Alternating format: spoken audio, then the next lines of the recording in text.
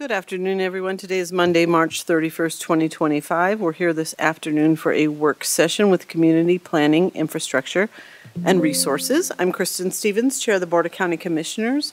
With me are my fellow commissioners, Commissioner John Kafalas and Commissioner Jody Shattuck McNally. We have our Assistant County Manager with us this afternoon, Lori Kadrich. A pretty big room full of folks. I'm going to turn things over to our Community Planning, Infrastructure, and Resources Director, Leslie Ellis, and she can help us with the agenda for today's work session. So welcome, everyone. Okay, thank you. Good afternoon, Commissioners. Leslie Ellis, Community Planning, Infrastructure, and Resources. Today's agenda will be really all about community development and planning topics. So Jenny's here, and she'll take it away momentarily. She's really looking for just general direction from you on how to proceed with these two items here, and there's more work needed in both cases that may come back to Planning Commission and or the Board of County Commissioners for final decisions, particularly if there's a code change involved. So I think today is really about presenting the information, continuing the conversation on the water adequacy item, and then getting your direction about how to proceed, and then you'll see more of this later on. So I'll turn it over to you, Jenny, at this point to take it away. Thank you. Thank you. Jenny Axmaker, Planning Manager.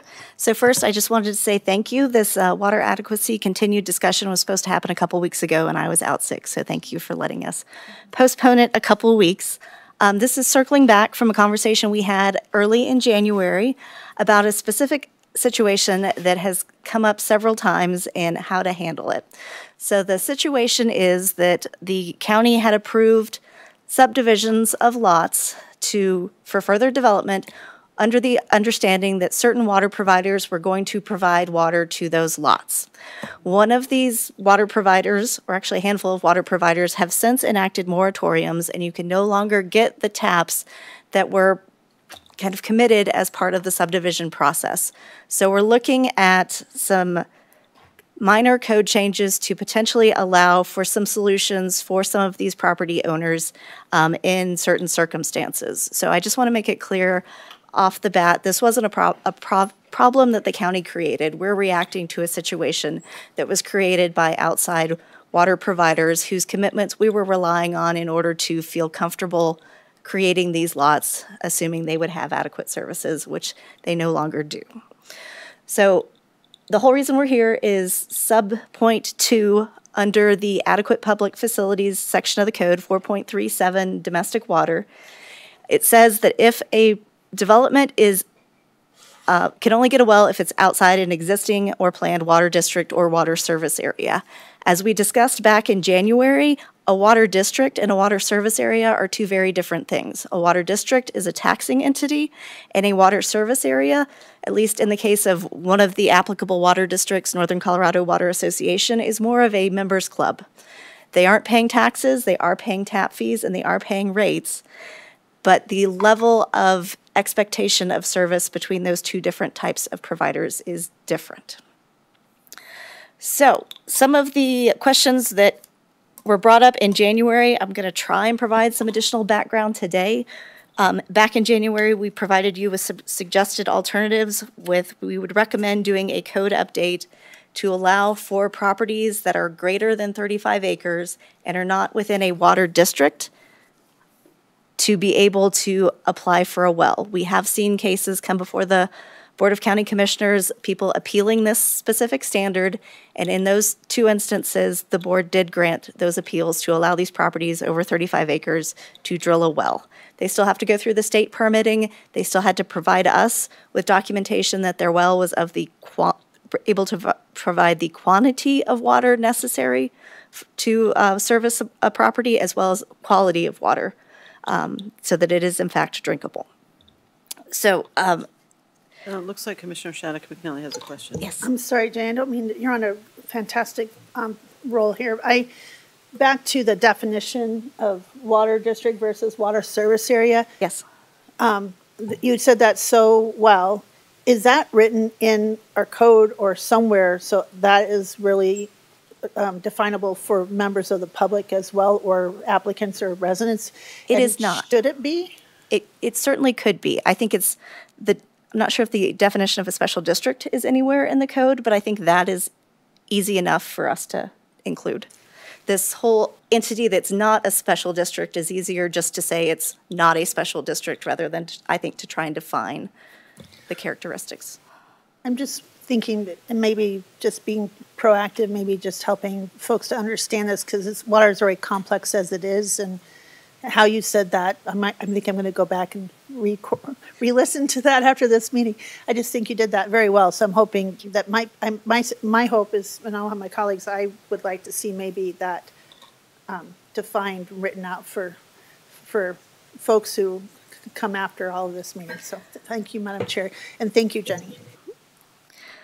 So I'm trying to provide some additional information today that was requested in the January initial work session discussion in hopes that we can decide if we want to move forward with a code amendment or not. So one of the questions that came up is, how big is the Northern Colorado Water Association area? So it's this blue box on the map, which seems giant. It is, in fact, almost 8,000 parcels. And according to the Northern Colorado Water Association website, they are providing about 1,500 taps in this area. Just a couple things to note, the town of Wellington is within this area, and they're their own separate water provider, so they're not part of this. There's also this butts up to, I believe it's Elko and some Fort Collins areas. And information I tried to get, and I was not successful in this time period, was how many of these lots are developed versus undeveloped, and how many are over 35 acres. I can follow up if we want to go down that path further with that additional information, but I thought it would just be helpful to see, here's for this specific water provider that has a moratorium, here's the section of the county that this impacts. And then I wanted to also let you know how often we're receiving inquiries about this. So I had our staff track from January how many times somebody had a question about a well or a water moratorium. It was only about less than a dozen times. But it's property owners that are left with no solutions, and so that they may only ask the question once, but they're constantly asking us, will this work instead? Will this work instead? And trying to troubleshoot the problem that's been created and preventing them from building their home or developing additional residences on their properties. So with that, in your packet, I had some suggested updates. So this is you have the track changes version in the packet, and this is kind of the proposal that staff, based on the feedback we received in January, thinks might be a good direction moving forward. One thing that I didn't note in here and would update is Matt Lafferty reminded me that lots less than 35 acres that were legally created prior to May 5th of 1972 and are located within the area serviced by public community water systems may utilize a well as long as they meet other standards. So there are some caveats to this that I should have captured better in this recommendation. But with that, let me stop and see if there's any questions or if you want me to walk through the proposed changes. Any questions? Or go ahead, Commissioner. So, I scanned these late last night, but I wanted to wait to see how it talked today. Is this something that would go to the Planning Commission after this, and then I feel like I need another day or two to kind of digest it. Yeah. Is that possible? I mean, already what I see, I feel like this is a great data-driven, looking for a solution to a very unique issue for Larimer County, and I really appreciate that local solutions with us trying to work with our residents for solutions. And I want to appreciate your approach on this, Jenny, because I feel like we can't keep having hearings, but we also need to help these guys find solutions. But sometimes yes, it's not always the right answer either. So I feel like your approach is kind of maybe address all of that, if that makes sense. But I need to kind of sit on it another little bit, because that would be important to me, is that it's still gives some scrutiny and some review, or if that makes sense, and so, thank you. Yes, absolutely. And yes, any changes to the code would go to Planning Commission for recommendation before coming to you for review and approval. We can always have this be a BCC PC work session joint topic to discuss further. I think our goal was not, this won't solve all the problems, but it's a safe enough solution because properties over 35 acres are allowed by the state to have a well permit, that we could at least address a portion of the property owners that are in a bind, and then eliminate a process that they would all have to go through by going through the appeal process, which requires an application fee and takes additional time. One of the questions that came up last time was about well quantity and quality, so I did include in the packet the data that we got back on one of those appeals where the well company or the drilling company was stating that it does meet these minimum requirements, and providing that they had to do some additional treatment steps, which the property owner, of course, committed to doing those treatment steps, that it was possible in those two cases to actually have a successful well. I also confirmed with Leah Schneider from the Health Department today that the Health Department can be a good partner in analyzing that water quality data, and that hopefully the state is still taking quantity into effect because that is a little bit part of their permitting purview. Commissioner Kafalis. Thank you. Thank you, Jenny. Did you say already regarding the Northern Colorado Water Association and the 8,000 parcels and 1,500 taps, did you already indicate how many of those parcels that are served by this water association are above or below 35 acres? Yeah, I said I unfortunately couldn't get that information, but should we bring it back, I can continue to work towards trying to get that data. And I know it's on the bottom there, but could you just reiterate again, if less than 35 acres outside of a district or a water service area, they can have a well if the Water Division approves, or? So less than 35 acres, and here's why I am grateful to have Frank Haug with me at this. If you're less than 35 acres and you're not within a water district or special area, you can apply to get a well permit, but you have to have an augmentation plan, which requires going through water court, is my understanding. If you're less than? Correct. If you're greater than?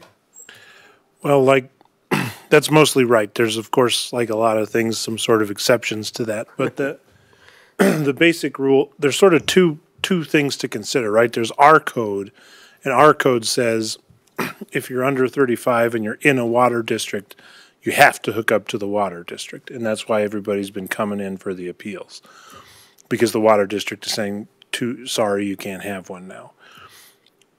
Then there's the State Division of Water, the engineers regulations, which say essentially if you're if you're trying to build a residential house under 35 acres on a lot under 35 acres, sometimes you can get what's called an exempt well, meaning you don't have to have a water augmentation plan. You don't have to go through water court. But the only way you can get an exempt well is usually what's called a household well, which is a well that you can only use inside your house for your dishes and your sink and your bathrooms. You can't have a yard, you can't water, you can't have animals, you can't do anything like that, which creates these lots where you have a house, but you're not supposed to have any kind of outside use of the water whatsoever, which then people don't like because they can't do things on their lot. There's a separate exception that the state engineer sort of told us about for cluster developments, which is what we used to have for our rural land use process, where you could have sort of multiple residential units in a 35-acre parcel. You could split that up into multiple residential units, but then you could have one well for all of the houses, and you could only use it up to 1 acre-foot per year, which is not more, which I don't think is enough to sustain more than maybe 1 or 2 houses on that lot. So all that to say, the basic gist is that if you want to build residentially under 35 acres, not in a water district, the best you can probably do is to get a household well, which is enough to have a house, but no outside irrigation or anything like that. Water district and water service area? in the water district?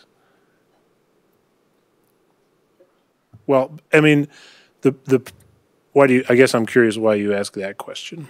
Well, because we just had a conversation, unless I missed something, which is very conceivable, that there's a distinction between a water district that's a taxing district and a water service area like the NOCO Water Association. Well, that's again where I think there's a difference between what we say in our regulations and what the state says in their regulations. In the state regulations, it doesn't matter if they don't care if you're necessarily in the water district or not.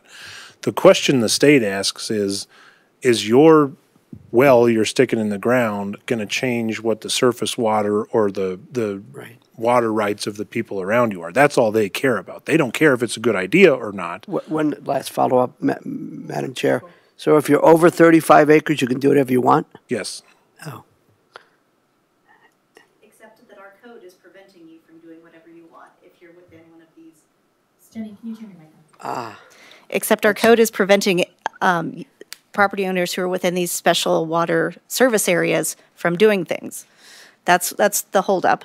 That's what we're trying to figure out. Correct. From the state's perspective, if you're over 35, you can do whatever you want. But from our perspective, that's what we're trying to figure Yeah. out. Correct. Thanks, I needed that. Commissioner Shattuck McNally. Lots of thoughts here, but I guess my comment or question is the state, or do they even have the capacity to think about this, that this is starting to happen in our area where there's moratoriums or people who bought lots and now can't get taps done? Because if this is is it something they need to also rethink their process? Are we the only ones? I don't think we're the only ones, but that's my assumption, that's encountering this. And with all the complexities of adequate water supply that still I don't think is identified for us or the state, is this something that that maybe that we should bring to the state's attention, or should we, or are they already thinking about it? And curious, because I don't see this. You said there was under 12, but I don't see this getting better, even under this process. If that makes sense. Well, it eliminates a step for those larger properties, but it does not, by any chance, solve the problem that we've been saddled with, unfortunately. The state is aware of the situation because we have numerous discussions with them on would this qualify for a well or would this not qualify for a well, trying to understand how to move forward. But I haven't gotten the sense that they feel like this is part of their purview. Well, It is go ahead. No, sorry, I didn't mean to interrupt you. It is something that comes up as part of the implementation of the Water Master Plan. There were discussions looking at groundwater studies and other things that would provide us better data, but that's not on the state level. And I don't want to oversimplify it too much, but in some level, there are two different questions, right? The question the state asks is this hole in the ground going to affect people's water rights to the extent that they need to go through water court and do an augmentation plan? That's the question the state cares about. The question we care about is this good development? Is this good planning? Does it lead to the kind of county that we want to see? Or what are the long-term consequences of having a bunch of properties with only household use and no outdoor irrigation? I mean, I think the state cares, but I think the state cares about, does it affect people's water rights? That's what they care about. And just to mention, moving forward, I think if we were to get requests to create new subdivisions within these areas that don't have guaranteed water service and are under 35 acres or maybe over 35 acres, depending on the outcome of this discussion, we would not be recommending approval of creating those additional lots because that's not good planning practice. Did you have something else? So I'll go back to what I keep asking is, and I'm not putting it on you, but I just feel like when you talk about approving and looking at future growth, part of this water plan, I still feel like, do we do some data to looking at groundwater, aquifers? Do we look at what is the definition of adequate water for us, even in some of these areas? I'm just wondering about that because without kind of an idea what that means, as we look at processes, if we're just kind of using the term not adequate water, but we really can't define what that means, does that give us some risks for people challenging that. You know what I'm saying? I'm just wondering do we have to look at that eventually as what is adequate water and for what? I hope I'm making myself clear. I just keep wondering, what does that mean? Yes, and I think we have evaluating our process for determining water adequacy as part of an outcome from the Water Master Plan, and it is on the work plan for later. So yes, I think that absolutely should be done. This was intended to be a stopgap for just some more immediate problems while we take the time to explore those larger issues. Thank you. I appreciate your work so much, Jenny. So I have a couple questions. So I think we're solving the problem here for people who have over 35 acres and are in the water service area. What we're not solving a problem for is people under 35 acres who are in the water service area. And we don't know how many folks those are. Correct. But, I mean, I do agree that it isn't our problem to solve, I mean, it isn't, we don't have to solve everyone's problem. I mean, while we would like to, it wasn't a problem that we created. Which sort of begs the question of like who, and it's my problem even with special districts, but water service areas maybe even more so, is like, you know, who's minding the store, you know? I mean, and so it is a problem in our community because, and it could be, and it honestly could be for even small water providers. And there again, I think the Water Master Plan is our attempt to sort of, you know, at least in our county, to sort of get a handle on what's happening. Because, I mean, you know, the question that, you know, when we go to the agencies, you guys are developing something, and like, do you have adequate water? Yes, you know, Little Thompson or whomever is going to provide that water. Okay, we take that at their word, right? But I mean, you know, we don't know the circumstances, and clearly we didn't even see this coming, I imagine. So, I mean, it's really unfortunate that there's not more oversight. And, you know, and then, you know, I know that special districts have boards. You know, I don't know what level of planning for the future they're doing, what kind of drought planning, what kind of infrastructure, you know, they don't maybe have Ken Cooper looking after all the stuff and, you know, making sure that, you know, that things are getting taken care of, right? And so we just, I mean, it's a weird situation to be in because it's hard for us to plan and approve things when we don't know what's going on, and 2 years later it can change. So, but we also get the calls. And I mean, I was 2 weeks into the job here before I got a call that asked, could they turn off their water at Horsetooth for 3 days? We're from Maine, and they can't do this. And I was like, yeah, they can do that, right? And so, I like the changes. I think we need to make these changes. I think it'll make our lives easier. It'll hopefully make your lives a little bit easier. But it does sort of bring up these bigger questions of, you know, does the state need to get involved? Does there need to be more direction over water districts?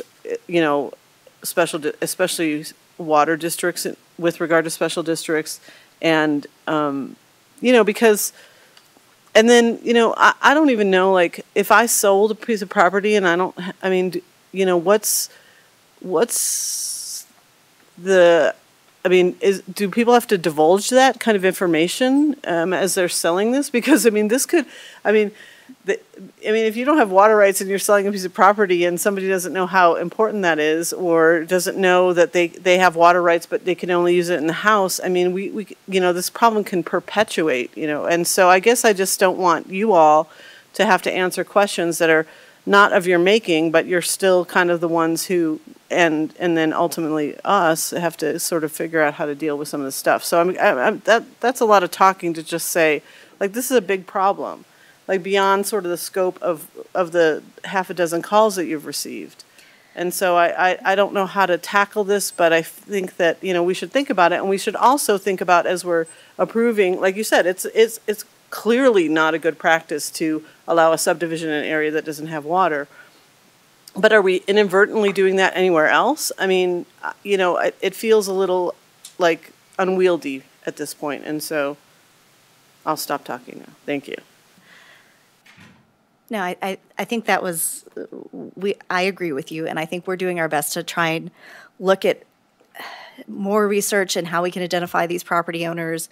Is there a way to prevent the transfer of these lots without some sort of notice? Any ways that we can help not make this worse, but unfortunately, at this point, it is what it is, and we're just trying to make it more palatable as possible. And you pointed out Ken Cooper sitting behind me. He's here because the emergency management facility is actually one of the properties impacted by this TAP moratorium. Our property is over 35 acres there, so potentially, if we were to change the rules, they could drill a well without going through the appeal process first. Okay, well, like I said, I'm in favor of making these changes in the code because I think they will help. And I understand that, the scope of what we're talking about. This is a way to at least manage what we can at this time. So I support that. Commissioner Shattuck McNally. Yeah, I appreciate that, and I support this, and everything Commissioner Stevens just said, I agree. I was thinking the same thing. But just to address that this is impacting the county too. This is actually impacting, like you said, a dozen other residents. So we're doing this for everyone. We're having to be a property owner too there. But I think that going forward, all the things about how do we really hold some of these folks, can you prove that you have adequate water? It seems like we thought this was coming, but it's coming a lot sooner than we thought. But I just wanted to add that there's plenty of other people that are impacted, and we're a property owner too. So anyway, thank you. And to clarify that 12, that's just the number of people who have contacted planning since we had our last work session. So that's a personal week. All right. So I guess we'll maybe take some time with that to make sure we give you direction from the board, and then we would see this come forth in a. I guess you have to take it to the planning commission. Then we would see it come forward. So maybe in a month or so, or I don't know how soon. So I think we try and partner the code update with what Matt Lafferty is proposing to do with updating the Estes section of the code, just to save our admin staff on trying to make all of those updates at the same time. It's nice when we can package them together. And this wasn't on the last slide. I just wanted to point out that I am proposing an additional item under interim uses. There's a lot of confusion on when you can have a cistern, and staff does not feel like a cistern should be a reliable primary source of water. And so we wanted to just add that additional clarification in as part of the update. Okay, thank you. Commissioner Shattuck McNally. Interim use, is there a definition for how long interim is? I don't believe so, but we could look. Are you aware? I don't believe it is defined. That first bullet is already in the code existing. So I'm wondering if that's something else we should look at, briefly, because I could see interim being different definitions from a few months to a few years. So I'm just curious about that. So yes, I love having clear definitions. I agree. All right. Well, thank you. Mm-hmm. You ready to go to item 2? Yes, but I'm going to take a quick sidestep, if that's okay. I was asked to, you're seeing the new public input comment reports, and part of what you're getting is these weird dots. And so I just wanted to stop and explain quickly what these dots are trying to represent. And just to be very clear, we're still learning about public input and trying to come up with ways to best utilize it.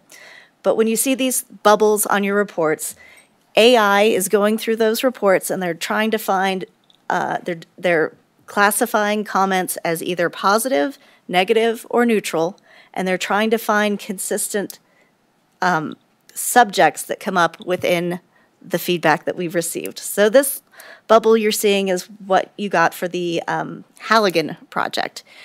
Clearly, the program is a little clunky. We have 4, Leslie Ellis came up as a topic. Thankfully, it was neutral. No one was against Leslie. So we're trying to learn how we can help the system work better. But if something is green, that had positive commentary related to that specific topic. So for Halligan, there was positive feedback related to water. If you're seeing red, then there was comments were tagged as being negative or not supportive. So there was some people that didn't support the Halligan application. There were some people that did, and some people that seemed neutral in their comments. So that's why the application circle has some red, some gray, and some green. So does that help answer what we're showing you in these reports? And we're learning to ask better questions in the what we're requesting of the public to help this data make more sense when you get it. So we're learning and refining.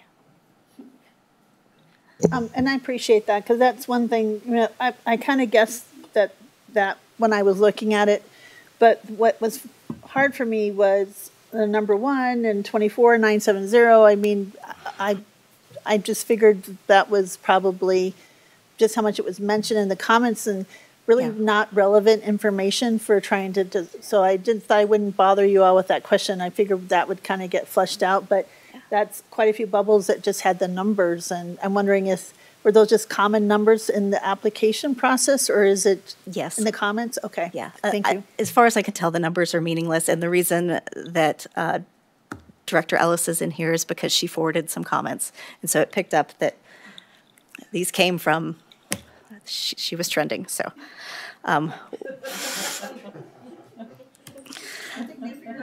Yeah. All right, I'm going to invite Shalana Lysat from our Business Operations Director from our CERT team, our Planning Administrative Support team, up with me as part of this next section. She really makes a lot of the magic happen in the background, and her team is vital, especially when it comes to preparing notice, so I wanted her to be part of the discussion. So I'm here, did you want to provide any context first? Okay. To talk about some observations that we've seen as part of implementing the public input software. The software has been very useful. We really like it, but now we need to figure out how to roll it out to all of our planning cases, some of our planning cases, or at least more than the 1041s that we've used it recently for. And a good rule of thumb that we were looking at is if we're providing outside notice of a case, using public input to collect that notice makes sense. And in exploring that, we've realized that what the code requires as far as notice goes, what we're doing in practice as far as noticing opportunities are different. And so we're looking to first potentially find some alignment in, are we good with just doing what the code requires now? Do we need to add or subtract things? And then there's some cost savings implemented in a lot of this. So it's an opportunity to save some money. Did you have a question? Yeah, we've talked about this before, the 500 feet, especially in the rural areas.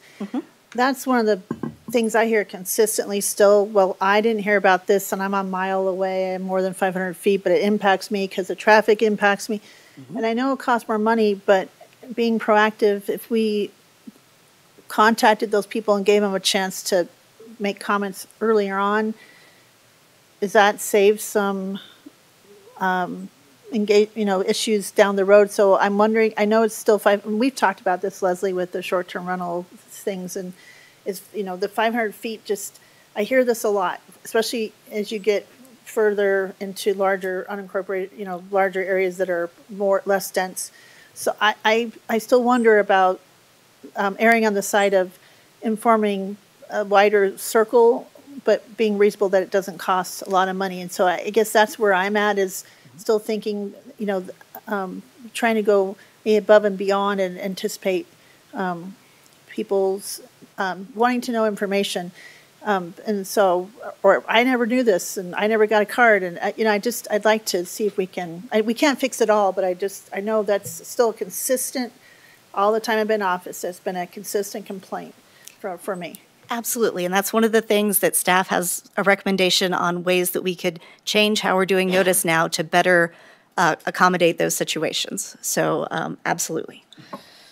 I appreciate it. Thank you, Madam Chair. Thank you. Commissioner Cavallis.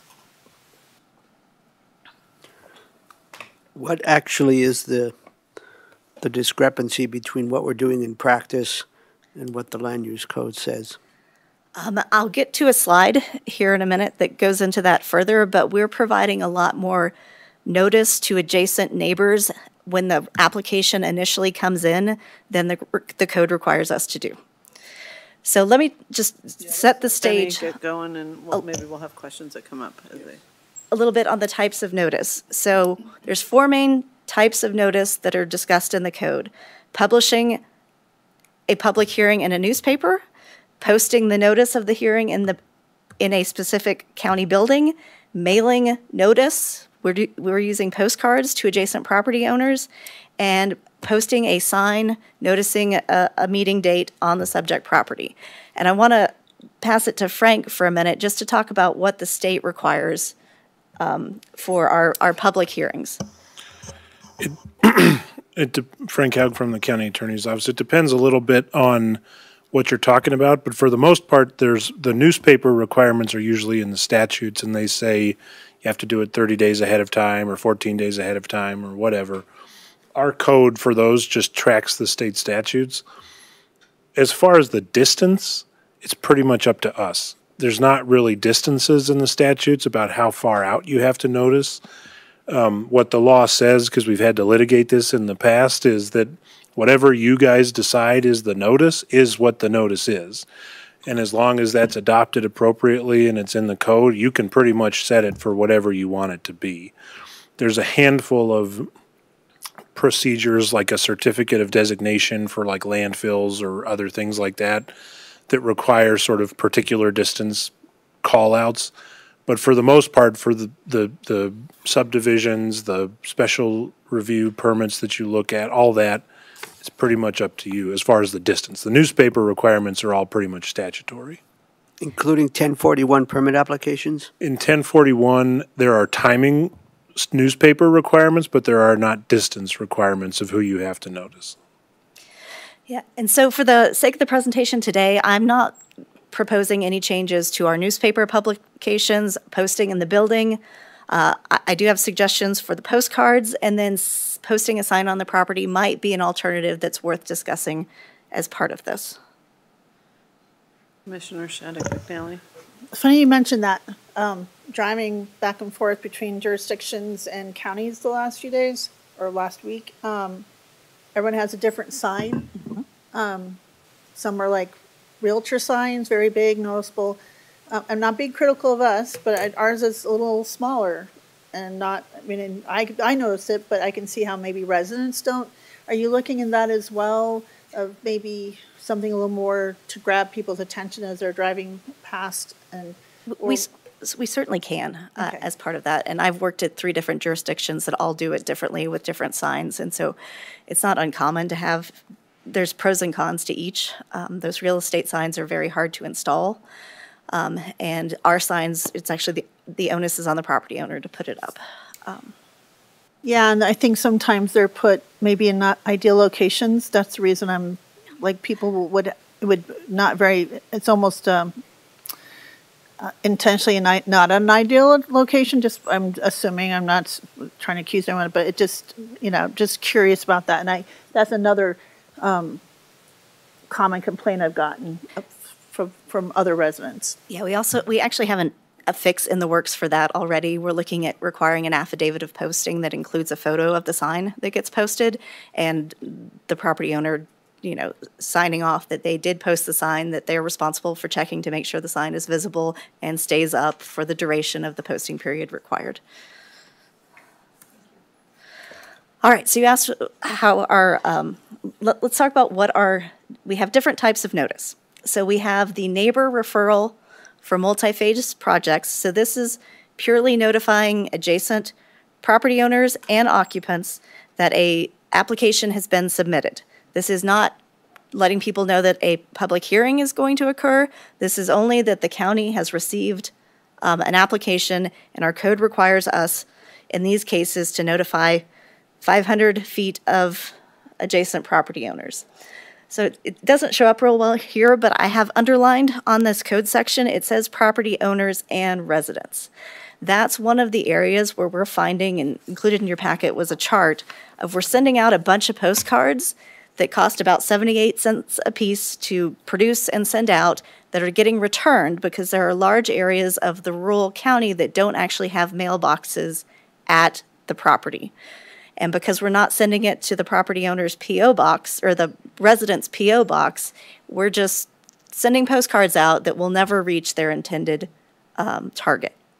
And so that's a case where just posting a sign on the property would actually probably be far more productive than sending out postcards to people who don't have mailboxes on their property.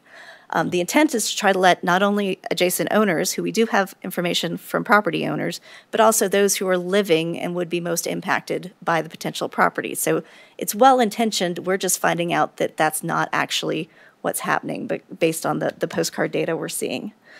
The other time that we do neighbor notice is for preliminary plats or plats going to the public hearing phase. So this is before it's even scheduled for hearing. Once again, just letting adjacent residents and owners know that we've received an application.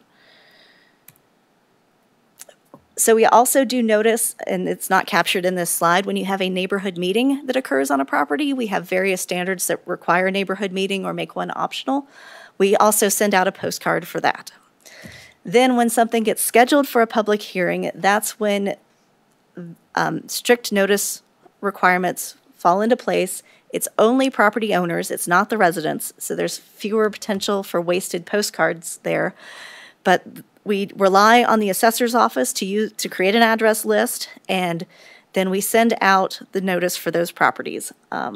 Right now, 500 feet is the standard, and I wanted to note we did reach out to the assessor's office just to understand.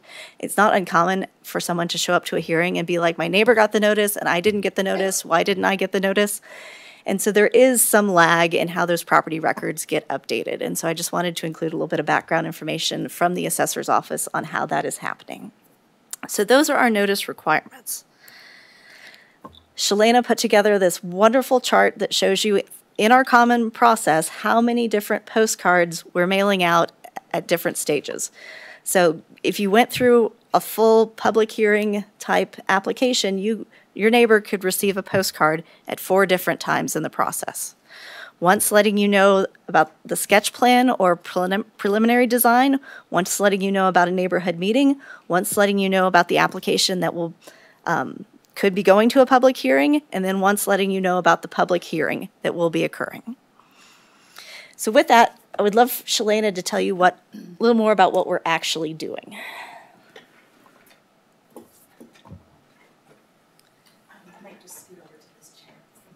Oh, here.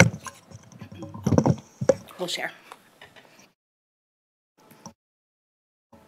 Hello, Shalana Lysat, Business Operations Supervisor in the Community Development Department. So what we're doing right now, the way that the assessor's data is set up on the Land Information Locator GIS map, that's what we use to generate our mailing lists. So we are able to put in a parcel and then identify the 500-foot radius. That's a circle. Then it's been our general process to include the subdivision. So any part of a subdivision that falls within that 500 feet, that entire subdivision is now included in our radius. This can be adding another 500, 1,000, 1,500 feet. And they're not always contiguous borders. Sometimes there's parcels that are like Swiss cheesed and left out. So it's more staff interpretation to manually be adding these in, which takes time, and sometimes parcel error data's out, or parcel data errors out if there's no assigned data to that parcel, but we don't find out until we download all of the information and start to try to put it in a mail merge. So we've kind of set up a system where we're arbitrarily expanding the boundary, which makes me nervous based on our code requirements, and I would much rather have specific instances where we deviate from that 500 feet. But that takes a lot of staff time to go through and manipulate every time we send out a notice. And so here's a number of cases where the code does not require us to notify the neighbors. So this is neighbor notice, this is not public hearing notice, but our practice is to do it anyway. I can't speak to how this evolved, but our business practice is for these additional case types that are not mandated by the code to send out neighbor notice when we receive an application. So that's 100, this data is about is it a year and a half's worth of data? January 31st, 24 through Wednesday of last week. So we received 158 cases that we sent out that neighbor notice to both property owners and residents that was not required by the code. And when you do the math, that's about $12,000 worth of notice that went out. I am perfectly fine if we want to continue to do this. I would just like some clarity so that when we build public input, we make sure that the right case types are feeding into it. But this does come with, as I said, a specific cost associated. I also wanted to just put this in. This should look somewhat familiar. This is the public engagement response from PRPA. And so one of the things we did, and I don't think we have an example of the postcards here, is when we mailed out the public hearing notice for that specific 1041 case, we included a QR code for looking up additional information or providing comments. And that QR code had its own unique web segment created in public input. Where'd it go? We're down here. So whenever you scan that QR code, it came in through the /postcard site. And so we were able to track how many people came to the public input PRPA site on their own or through the postcard. So for this one, only 6.68% of visitors came to the public input site from the 207 postcards we sent out. So we're getting new tools to be able to capture how our public is actually getting information and providing us with comments and learning about our projects. So I just wanted to share that additional data. I know we only have about 5 or 10 more minutes on this process. What I'm here to ask you today is, do you think it's worth staff going through and aligning either by updating the code, adding in the additional requirements that we're actually doing in practice? Do we want to look at potentially changing from sending out postcards to residences who are never going to receive them by updating our signage requirements? Do we want to look at just doing what the code requires and not going above and beyond with these additional steps because they may not be garnering the additional information to the public that we think they are? So is there anything else that you wanted to add to that, Shalina, that I'm leaving out? All right, let's answer those questions. Commissioner Shattuck McNally. Well, we've only had this public data for a little bit, so I'm reluctant to change a lot with just this new process with people just getting used to it yet, but I think this would be a really useful tool down the road, maybe the end of the year, to really glean how people are getting information and how this is working. The signage, I think, would be helpful to capture folks, to be able to capture more neighborhood input. And maybe that needs more than one sign. I don't know. If we're going to cut back, that it is a lot of money. But like I said, the consistent complaint I get is I didn't get any notice about this. I didn't hear about this. And whether we have to get changed on the website and make sure we have accurate weights of PO boxes and things, and also we might as well be consistent in the code with what you're already doing. So in the immediate, I think we should address the signage portion, and in the long term, I think I would like to see more data to see if we change the addresses or with this new process we can capture to give us more of a data-driven decision about whether we stop mailing. I'm very reluctant to not do the mailing because if there are people like my mother who doesn't have internet and doesn't have these processes, I know around my area people get those postcards and they're walking down to their neighbors, did you get this? And then next thing the phone call happens, and then this phone call happens, and people walking down the fence line, hey, did you see this? And trust me, it happens because I hear about it. I'm reluctant to make any other changes, Jenny, until we get maybe some more projects through this system. And I appreciate all the work you're doing to capture this. And I know it's 207 postcards, but still 7%. maybe went to the site, but I'm wondering how much is captured through emails. This is also capturing the emails sent to us, or just, For this, for the PRPA project, it is, okay, because all of that was funneled through the tool. okay. For other projects that aren't using this tool, it's not. So, yeah. Go ahead. So I feel like that also now has more questions. So I feel like maybe we need the long-term, before we stop something or lessen something, that we need more data. But the signage one might be helpful to change what you said about the picture and making sure they are following through. Okay. I guess I need a little more time to really look at what this all means before we start taking away public notice in some way, because I think I'm afraid we're going to hear from the public like, hey, you're taking away our opportunity to comment, and that hasn't gone well recently, so I'm just sharing that. No, and that's absolutely not the direction that we're trying to take. We want to make sure that we're utilizing the best methods possible to alert people to these hearings. And if I could just ask a clarifying question, you want us to keep doing the notice that's not required by the code, as is your recommendation in moving forward? Just That's my recommendation, only because that's, like I said, the one consistent thing is it went out, I never received the notice. I never got a postcard. I never got this. I'm the next property over, which is more than 500 feet. I've heard that a lot. And so I guess before I we take some of that away, I'd like to make sure we're not losing some of those neighbors, because they might be impacted by noise or traffic. So that's just kind of why I'm a little reluctant. So hope that, does that clarify? It does, and I Okay. also heard feedback that looking at different case scenarios where we expand that notice would also be Right. valuable. Yes, thank you. I appreciate you asking for Commissioner clarification. Gonzalez. Thank you. I have a couple of thoughts, questions. One is regarding the postcards. Is there a way to combine, a more effective outreach? I mean, is there a way for those people who provide their emails, some of this to go out via hard copy postcards, some of it to go out via email? That's one question I have.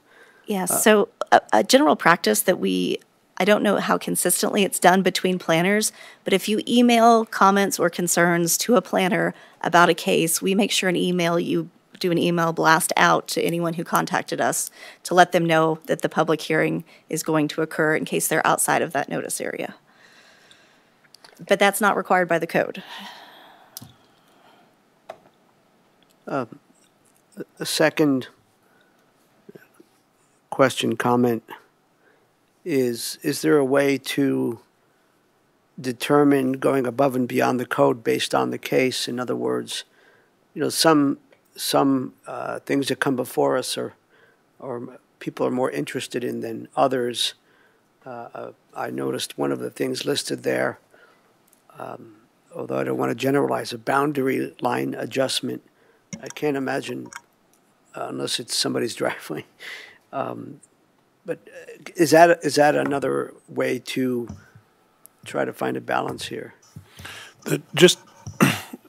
Real quick, I'll just comment. The law says whatever you say your code is going to say your notices is what it is. And you can define it. You could define it differently for different kinds of projects. But once you do it, you got to stick to it. Because if you decide, well, in this case, even though it says 500, we're going to do 750. And in this one, it says 500, but we're going to do 800. Then you create a legal problem, because then one guy got it and one guy didn't get it. So once you set it, you got to keep it at whatever it is and stick to it. So you could define it differently, but once you define it, you got to stick to it. No, thank you, Frank. That's helpful. I guess two more thoughts, and then, Chair, whatever you want to add to the discussion. One is, we talked about saving money, but I don't know if we got into staff time. How much staff time might we save or repurpose? So I think that's important. Mm-hmm.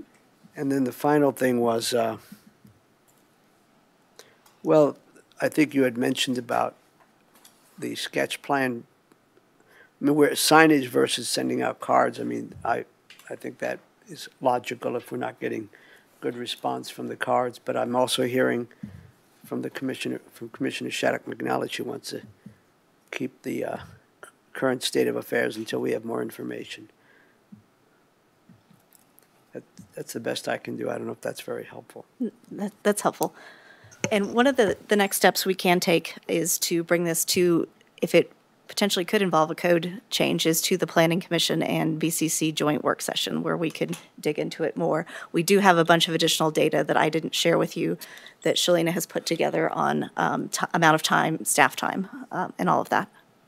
Yeah, I think that'd be really valuable to see because honestly, like, doing the stuff that's not required, I'm assuming the ones that weren't required were not being done or were being done because it's common practice that we've done it, but they're not necessarily controversial, like kind of land use situations.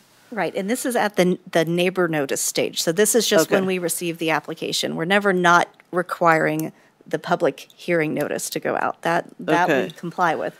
This is kind of a more optional notice step that's not required for a public hearing. I would not do that. I don't want to do that. That's $12,000. That's a lot of money. And frankly, we are in a position where we need to figure out how to cut money in the next 5 years.